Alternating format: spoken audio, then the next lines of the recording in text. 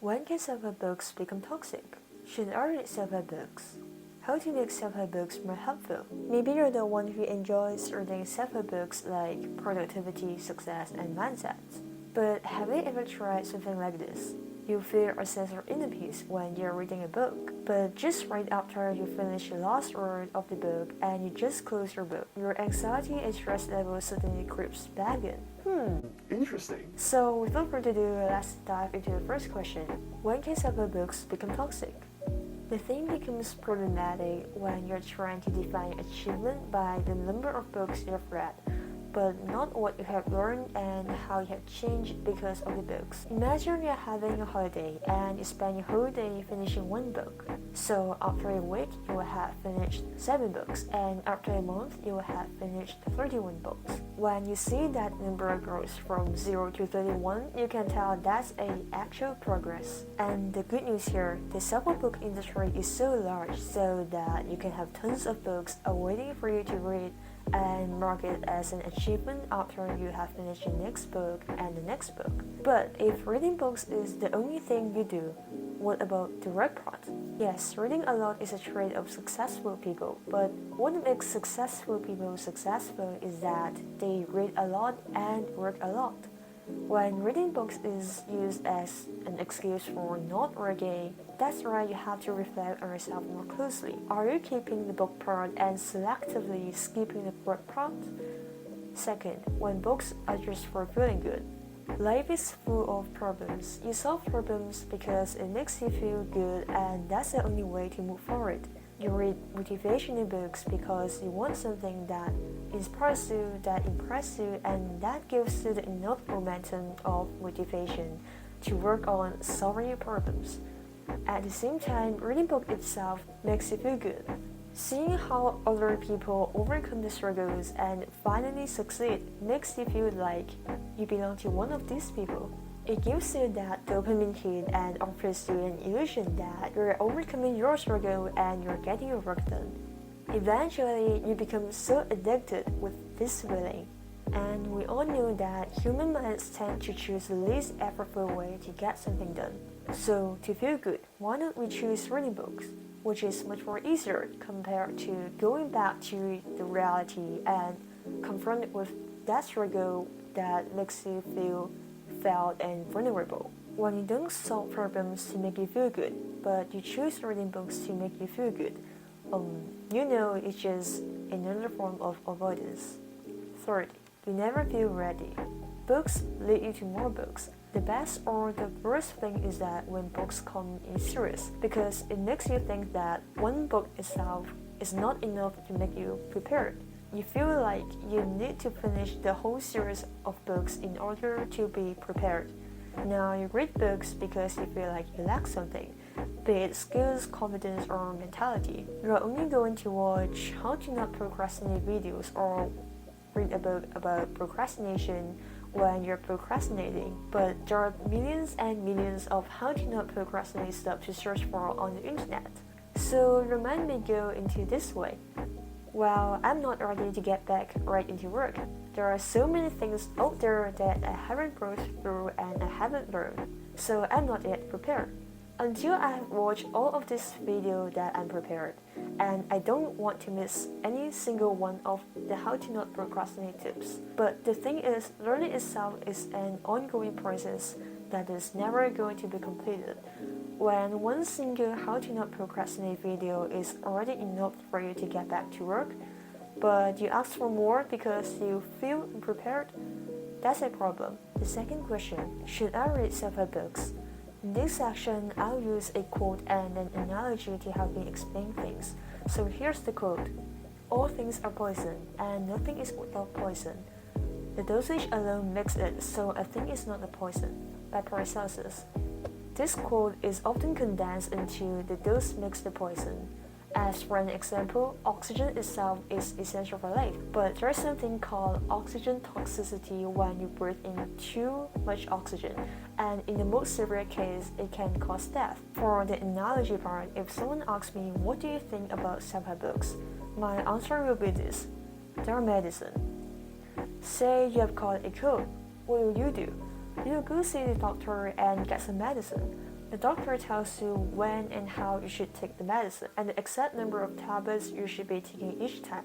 Underdose of medicine is not strong enough to relieve the cold, and the cold may persist longer and goes even more worse. Overdose of medicine can be toxic and lead to serious consequences.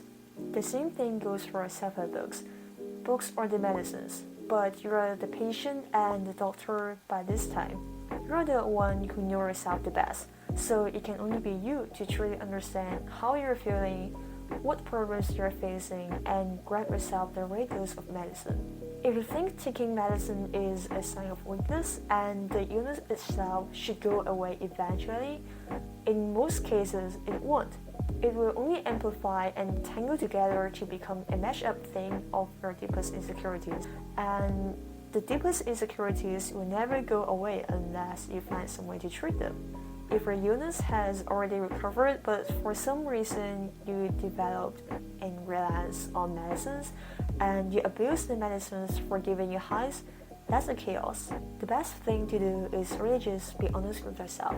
Record down the books that you have read. Think of what you have get from the book and what attitude, gratitude, mentality, and behaviors you have changed after finishing those books.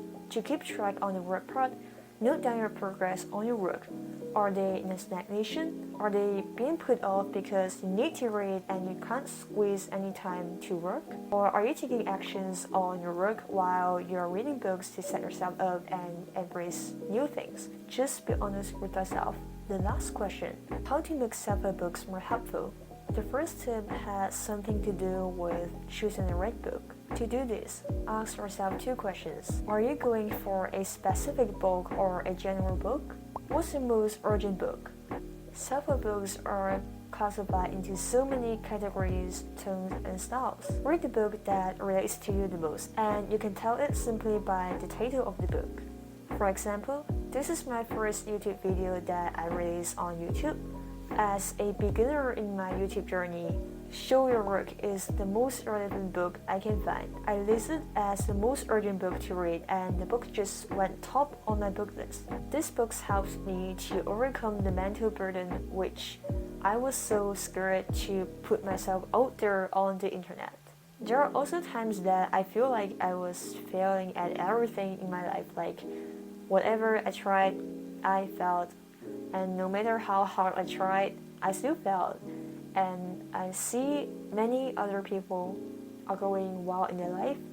They're achieving something great and their life is moving forward while I was the only one that's left behind. For such miserable times and I feel like my life sucks, I go straight for how to live, straightforward enough, because I knew that at times like that, it's very likely that I dig myself a hole and hide myself in the hole. I was becoming so self-absorbed and entitled, where everything I can see is darkness. At that time, I need a book that shed a light on me. Adding one of my favorite quotes here from Mark Manson. It says, "If you think it's you against the world, chances are it's really just you against yourself." The second tip is about the way you read. I try to summarize it in 4 phrases. So, read slowly, reread, think, scribble. That's it. When I was reading the first few 2 to 3 self-help books, I was reading like if I was having a book buffet. So what do I mean by that? Well, when you go for a time-limited buffet, you gobble up a lot of food as you can, sometimes without properly chewing. And that's the same for me when I first stepped into this whole new world of self-help book industry. I snatched a bunch of books into my book list, all from online recommendations, and I get so excited to see an almost endless list of books. I just want to maybe prove to myself that I can read a lot of books in a short amount of time, so I'm smart. I read at a fairly fast speed and I didn't make any notes. Yeah, I didn't properly digest the content, so I couldn't make the most out of the books. I started to wonder, why do I get so little out of the book? And I try to slow down my speed of reading, and I make sure I always have a notebook and a pen with me so that I can scribble down any thoughts and any favorite quotes I read. I will read the paragraphs that get me the most, I feel like the advice actually make much more sense, and I can recall more of my past experiences that can actually resonate with the book. So read really slowly, never rush. Create a quiet place for yourself and just enjoy the temporary solitude that surrounds you and the book. Everything fades away. Time gets quiet. Make sure you have a pen and a notebook or a paper placed aside you though. Scribble down any thoughts and any emotions you feel while you're reading. Don't care about how disorganized or how nonsense they are, because they are real pieces of you and you can always pick them up and organize them later. The last tip is about what to do after finishing the book. You can set, do something good for yourself. So the something can be journaling, where you leave yourself to yourself. Talk to yourself. Talk about what you have learned, what are the aha moments in the book, and which part of the book that resonates with you the most. This is really a good place where you express your emotions and thoughts, and you don't have to worry about if anyone else is watching you and if they are criticizing or judging you. The something can also be doing something for the most avoided tasks. You after finishing a chapter or a book should be different from you before finishing that chapter or that book. Something has changed and something new has come into your mind. You get more strength and you feel more empowered, more encouraged to face the tasks that you are so feared and so avoided the most. So why not use this as a good time to face it? Say you're struggling with showing up in the gym and you want to hit the gym more frequently. Then right after reading books like Atomic Habits, go change your clothes and shoes and hit the gym for 5 minutes. If the gym is closed, unfortunately, then do a 1-minute plank or just simply do 10 squats. Just do something before you're going on to the next chapter or the next book. This is where you put learning into practice and makes your reading worth the time it takes.